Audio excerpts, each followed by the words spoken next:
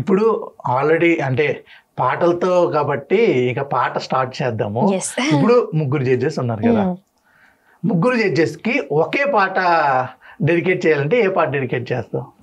ముగ్గురు జడ్జెస్ కి ఒకే పాట ఒకే పాట. డెడికేట్ యా, చేయాలి. పెద్ద టాస్కే.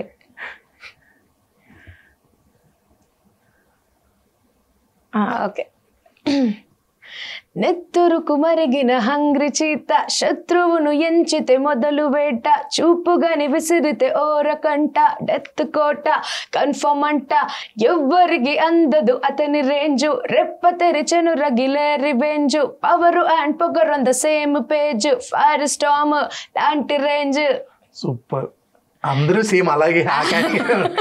గీత గారు కానీ కార్తీక్ గారు కానీ ఎవరైనా సరే అదే కేటగిరీలో ఉన్నారు. ఇప్పుడు తమన్ గారు ప్రతి సినిమా బ్లాక్ బస్టర్ ఇస్తున్నారు, కానీ జడ్జిగా కూడా అక్కడ ఉన్నారు కదా, ఎలా ఉంటుంది? ప్రతి సెకండ్ అక్కడే ఉంటారా? టైం అలాగే స్పెండ్ చేస్తూ ఉంటారా?